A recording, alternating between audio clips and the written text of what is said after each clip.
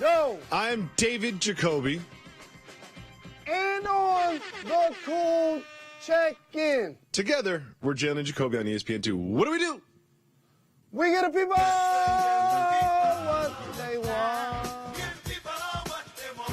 I hope everyone enjoyed their Thanksgiving weekend, but something happened over the weekend, and we need you to take us behind the curtain.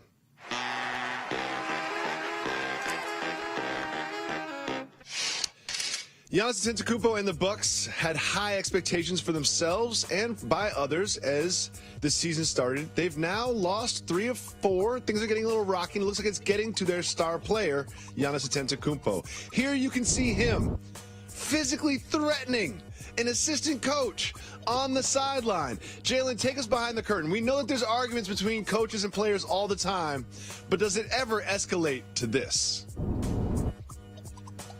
You alluded to the frustration that he's dealing with. High expectations of a young team, hoping to go to the next level as he vaults himself from all-star to all-NBA to now MVP candidacy. They're on the road in Utah. He was driving to the basket, felt like he didn't get the call, missed a short shot. He was driving on the right side, got a turnover. Before you know it, in transition, his team gives up an open dunk. So just like any parent that's on their child or their scholar, as we like to call them at JRLA, when you don't take care of your business, your teachers, your parents, your deans, everybody's going to get on you. And I'm sure at that point, he came to the huddle and teammates were barking and mumbling. The coaching staff was barking and mumbling. And then that one annoying voice that he just didn't want to hear at that time, he's like, oh, I'm tired of this. You know what? That's enough. And so really that's what that was, more so than him actually physically wanted to have an altercation with the coach. Well, of course, he's talked about it, and people have asked him about it, and now he said, oh, it's no big deal. That's what me and Coach Sweeney always do. We're like brothers. We argue. But, Jalen, to say I'll bleep you up seems to be like a level up than what you normally see between brothers that argue a lot. Isn't that true? This is the exact same reason I stopped cursing, because of what you're doing right now.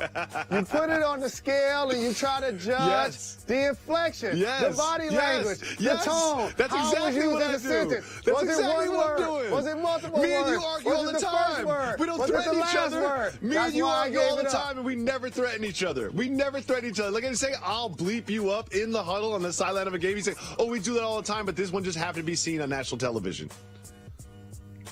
But me and you don't care enough about our jobs as we should. So therefore, when we disagree, we're not upset. We're not mad. We don't have the stats in our hand talking about these radio shows and podcasts are doing better than ours, because we're doing better than everybody. I don't know if that's factually true, but I'll take it. So the Bucks are 8-7, and we kind of class them, especially when they picked up Bledsoe, as one of the best 5 teams in the Eastern Conference. Do you think that will stay true throughout the regular season? They fall into that category. You got to start thinking about my Detroit Pistons, who playing good ball. We already know the Cavs and the Boston Celtics are on a different level, right behind them. The struggling Washington Wizards, who've been an enigma night to night. The Toronto Raptors, who found a way to get going here recently, and the Milwaukee Bucks belong in that conversation, again, along with the Pistons. Well, you mentioned the Cavs, and the Cleveland Cavaliers have kind of quietly, relatively for them, won 7 straight games in a row heading into their matchup with the Sixers on Monday night. And then Isaiah Thomas tweeted this. Locked in. It's almost watch emoji. So he's saying it's almost time. The Cavs said that he would be back in sometime around January, and they have now changed that to a December return for Isaiah Thomas. If you look at their games in December, there's one game that sticks out above all others, and that is the Christmas matchup with the Warriors. You played in the NBA, Jalen. How many games before the matchup with the Warriors would Isaiah Thomas need to kind of warm up and get in shape? Well, the reality of it is, it's basically December now, and he's talking about coming back in December. Therefore, he won't be ready the way he would like to be regardless. So it could be that week. It could be 2 weeks prior. You have those boosts of energy where you tend to play well even though you may be sick or you may be a little fatigued. You mentally are able to lock in and take yourself to a place you didn't know that you were going to be able to. But for him to actually be back playing at his full capacity, it's going to take 20 games, really? a fourth of the season, for him to be that type of player that was averaging 30 points. And I'm so happy that he's returning, because he, along with Kawhi Leonard, this early in the season, people tend to forget how good they really are at basketball. I'm going to enjoy watching him play with LeBron. Me too. Well, something else happened with the Cavs over the Thanksgiving weekend, and Derrick Rose has kind of left the team. He's kind of taken a little sabbatical. He's going to evaluate his future, evaluate his professional relationship. He's got some time away from the Cleveland Cavaliers. Jalen, this is kind of odd coming from someone who used to be an MVP, a veteran player. What is Derrick Rose going through? This isn't odd for me. This actually took place last year, where he took some time away from the team to deal with some personal issues that he had to juggle, that we all need to juggle in our private lives, that as a professional, you hope it doesn't stop you from performing at optimal level at your profession.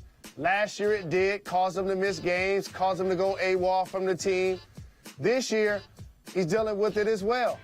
Some of it, if not a lot of it or most of it, has to do with his injury, with this history of being injured so much. When you've got on and off the operating table time and time again, having to rehab, having to trust your body, then all of a sudden going back to square one. That is something I'm really fortunate I didn't have to deal with a lot as a player. And as athletic as he was as a player, exploding, dunking, one hand, two hand, herking, jerking, he's a stick shift out there. So for him not to be able to function and play at that level that he's used to, I'm pretty sure it emotionally wears on him. I think he will find a way back in uniform, hopefully soon. Well, even if he is contemplating leaving the game for good, there is this. Reportedly, his Adidas deal has an out if he does retire from basketball. So he would potentially leave a reported $80 million on the table. Could you imagine him doing that? I don't anticipate that anybody would do that. I know I wouldn't. Let me tell you something. I'll be at training camp, walking around barefoot, getting a pedicure during practice, and make the team cut me before I walk away from the game and leave $80 million on the table. Not gonna be able to do it. I know you would. Coming up next on Jalen and Jacoby, we've got some really interesting information about the Eagles and Carson Wentz. Jalen Rose, still not retired from the NBA. Still not retired. We've talked about this for a couple of years now, and I still don't really have a straight answer as to why you're not retired. There's no reason for me to be retired. I don't know if you know this about yourself, but I know this about you. No one will ever pay you money to play basketball ever again. Never say never. If you retire, right, you can always unretire. I don't want to fill out no paperwork. You know what it is? It's paperwork. You don't like filling out paperwork. That's probably what it is.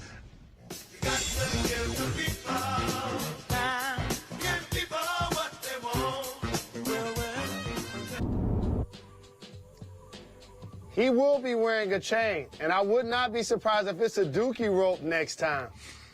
Here's the thing. In a professional environment, they both play for rivals, Broncos and Raiders, clearly. This goes beyond the score of the game, or I'm trying to beat you, or even I'm trying to humiliate you. This goes beyond I really can't mess with you. This goes to the I can't stand him type of category. And the idea of snatching someone's chain is not about the necklace, because he clearly knows that he has insurance and can get another one. It's almost the equivalent of smacking someone or spitting in their face, trying to show them ultimate disrespect. And so once that happened the first time you Michael Crabtree, you got to find a way to protect yourself from it happening the second time around.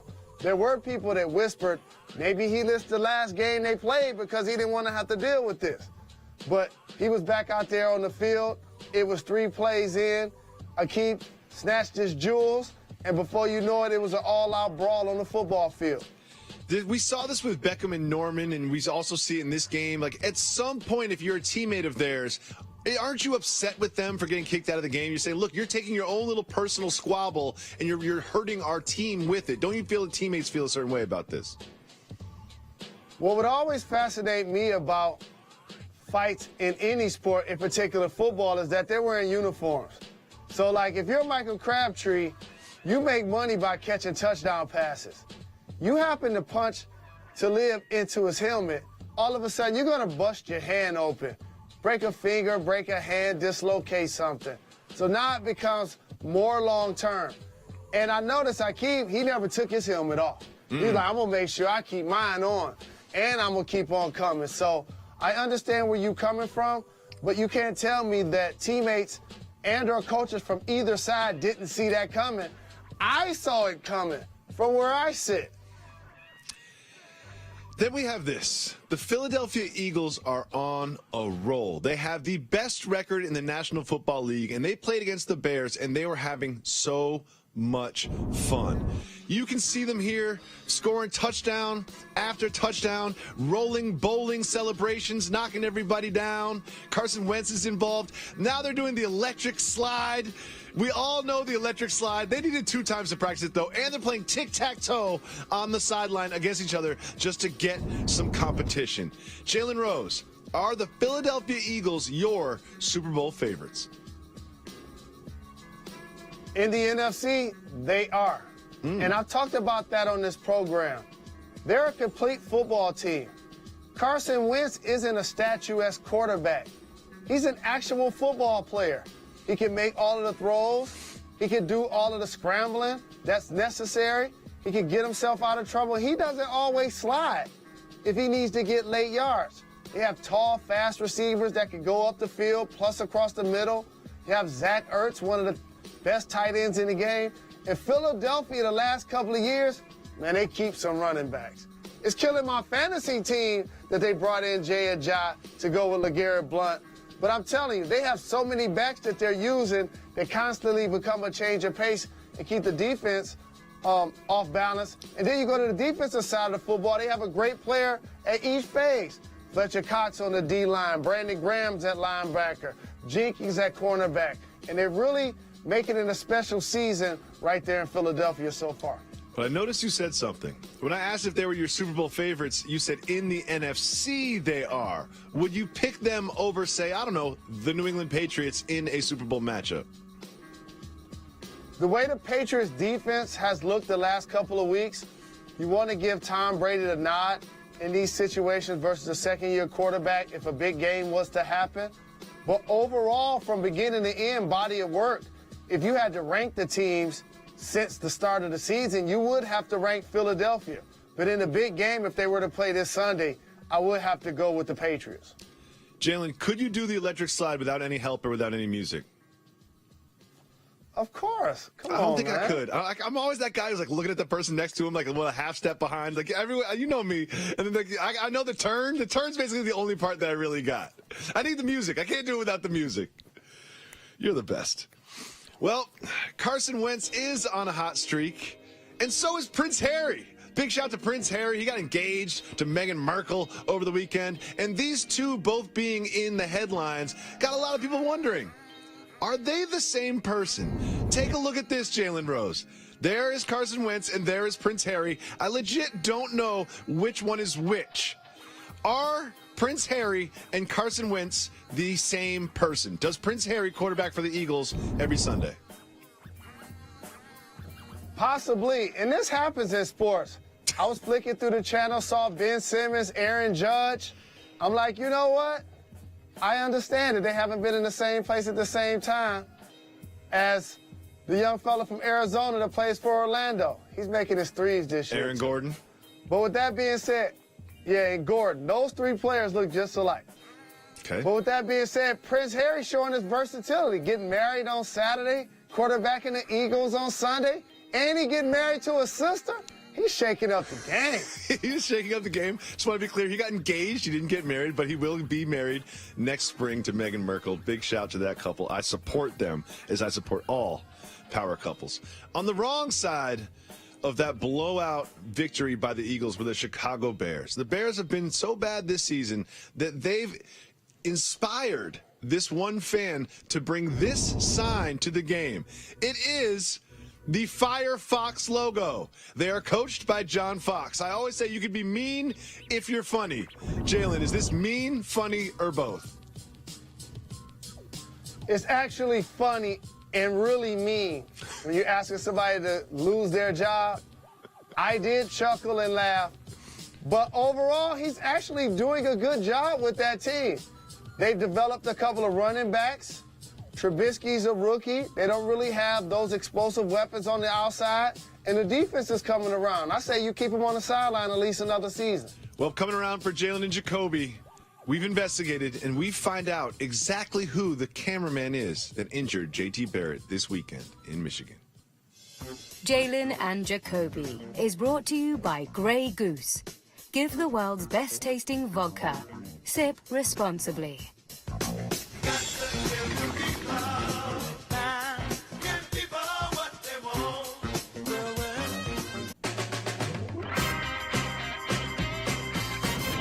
Welcome back to Jalen and Jacoby.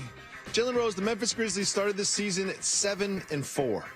Then they lost 8 games. They're 7-12. Guess what happens when you lose 8 games? The coach gets fired. Woj dropped the bomb earlier on Monday. David Fizdale is out as the head coach of the Memphis Grizzlies. I am shocked by this. What is your reaction to this move by the Grizzlies? I feel the exact same way that you do because he's one of the best, bright, young minds in the game. He did a terrific job with that squad last year that dealt with injury. They outplayed expectation, put himself in the Coach of the Year conversation. They came back this year compared to the opponent with another overall, other than Gasol and Mike Conley, players that were considered fringe starters.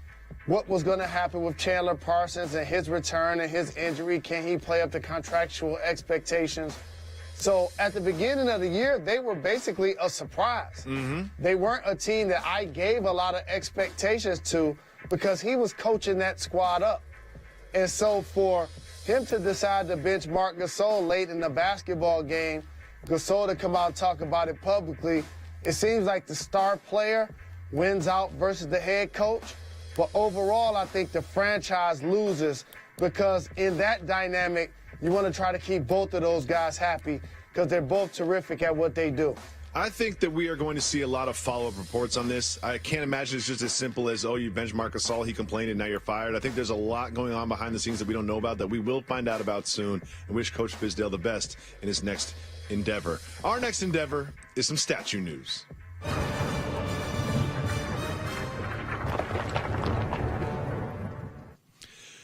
When we last saw a statue of Cristiano Ronaldo, it was this disgusting bust of him with his teeth out, smiling, looking like Sloth from the Goonies.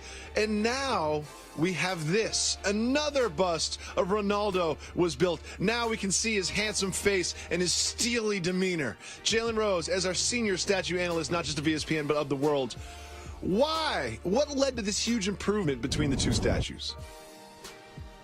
The main improvement, the first time the person that did the picture probably had never seen him in life, clearly, because it didn't look like him.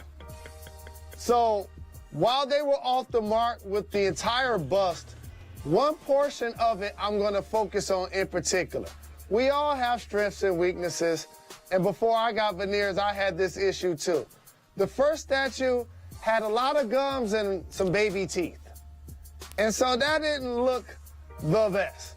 So now when you remix it, you want to see his profile, you keep the grill closed so that now you can enjoy it and you don't see a lot of his smaller teeth, because if he was picking one of the things that he probably wanted to be on his bust, I'm sure that would not be a headline. Jalen, I noticed that you were at the Michigan game over the weekend. I also noticed that you basically guaranteed a victory of the Wolverines. Didn't exactly play out that way. I hope you really enjoyed your time there. But there you are with your better half at the game, dressed in all your maize and blue. And there was a controversy, though. JT Barrett got injured before the game, and Urban Meyer was not happy about it. Let's listen to Urban. Well, I'm just so upset with myself. There was a non-football injury. Too many damn people on the sideline. And a guy with a camera hit him in the knee. I'm going to find out who. And think about that.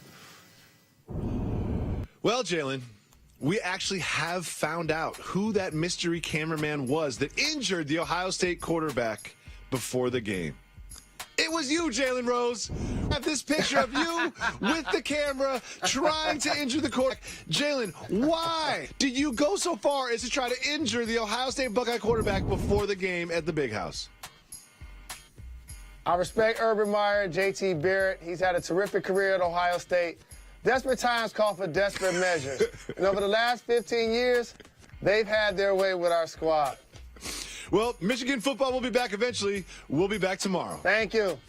You're far too kind.